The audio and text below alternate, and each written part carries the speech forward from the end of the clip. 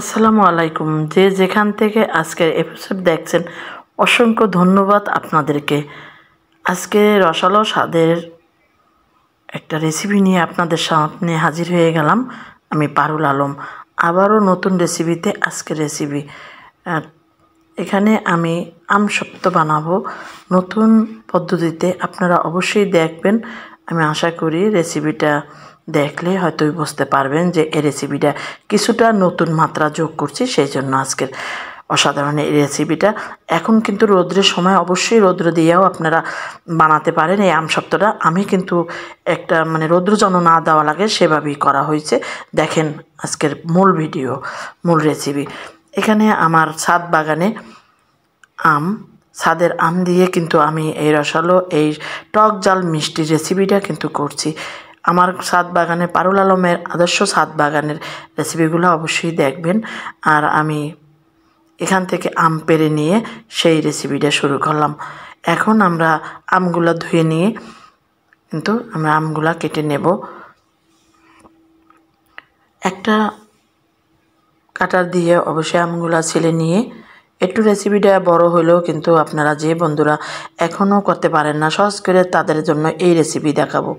অসাধারণ এই রেসিপিগুলো কিন্তু আপনারা দীর্ঘদিন রেখে খেতে পারবেন। আমসত্ত্ব কিন্তু ছোট বড় সকলেই পছন্দ করে। আর এমন একটা রেসিপি বানাবো আপনাদের রোদের ঝামেলা ছাড়া, আপনারা বৃষ্টির সময়ও কিন্তু এই রেসিপি আম দিয়ে করতে পারেন। আমি কাঁচা আম দিয়ে বানাইছি এই রেসিপিটা, একটু ফলো করেন কিভাবে রোদের ঝামেলা ছাড়া আমি 10 মিনিটের ভিতরে এই রেসিপিটা কিন্তু করে দেখাচ্ছি।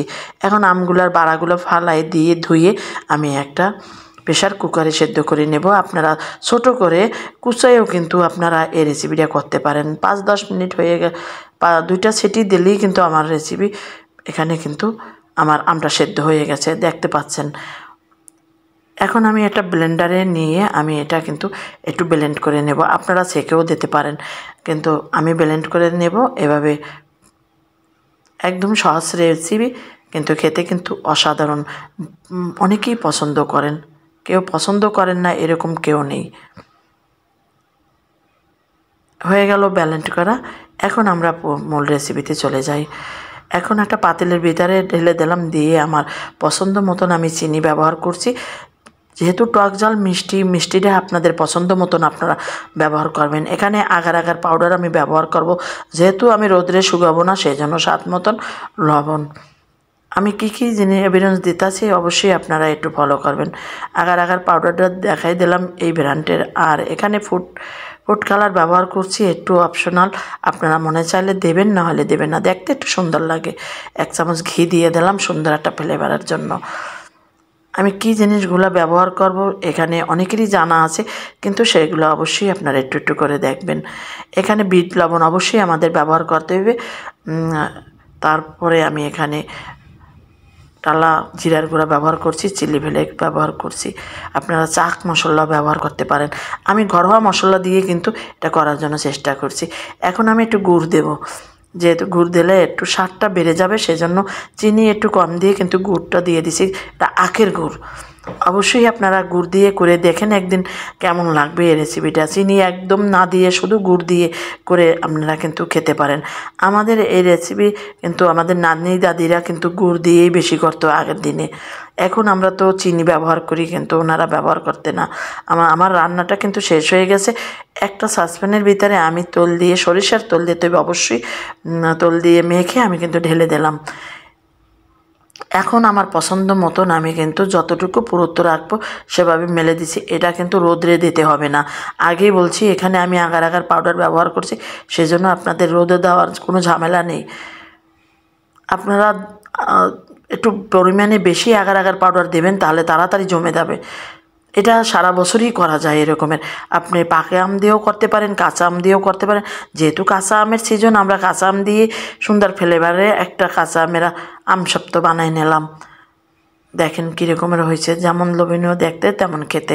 এটা কিন্তু অসাধারণ একটা রেসিপি, আমার কাছে খুবই ভালো লাগছে। আমি কিন্তু আপনাদের কাছে এজন্য শেয়ার করলাম। দেখেন কত সুন্দর একদম উঠে গেছে। দেখেন আমি পাতলা করে দিছি, বেশি মোটা করিনি। আপনারা যদি মোটা করতে চান তাহলে মোটা করে দেবেন, একদম ম্যাঙ্গো বারের মতন হবে। অবশ্যই আপনাদের ম্যাঙ্গো বারের একটা রেসিপি আমি বাচ্চাদের জন্য দেব, ইতিমধ্যেই দেখতে পাবেন কীভাবে ম্যাঙ্গো বার বানায়। আমরা অনেক চড়া দাম দিয়ে খাই। এখন আমি একটু কেটে দেখাই, ওভাবে বটবো না, আপনারা বটে রাখতে পারেন, আমি দেখাই দিলাম।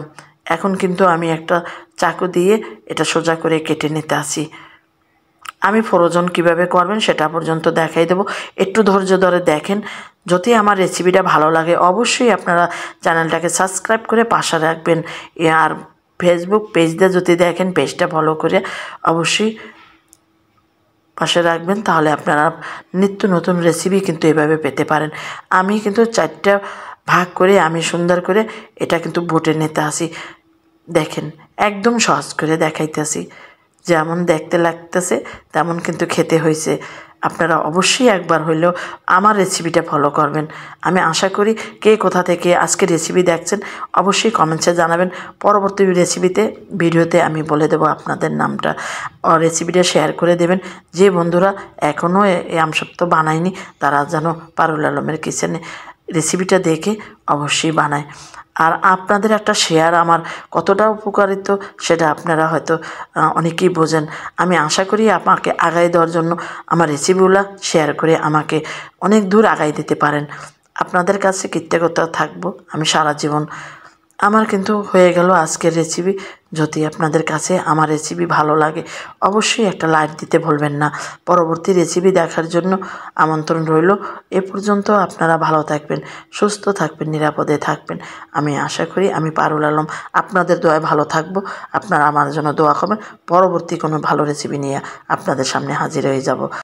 এখন চলেন একটু দেখাই দিই কীভাবে আমরা আমসত্ত্বটা ফ্রোজন করব। আমি কিন্তু এভাবে কেটে নিচ্ছি, এভাবে কেটে নিয়ে তারপরে একটা বক্সের ভিতরে ভরে আমি কিন্তু এই আমসত্ত্বটা 1 বছরের জন্য সংরক্ষণ করব। নর্মাল ফ্রিজে কিন্তু থাকবে, যেভাবে বানানো হয়েছে এ কিন্তু নষ্ট হবে না। আপনারা বাইরে রেখে অন্ততপক্ষে 2 মাস ব্যবহার করতে পারবেন, কিন্তু ফ্রিজে ঠান্ডা ঠান্ডা টক ঝাল মিষ্টি খেতে কিন্তু অসাধারণ লাগে। যা হোক, এখন আবারও চলে যাচ্ছি।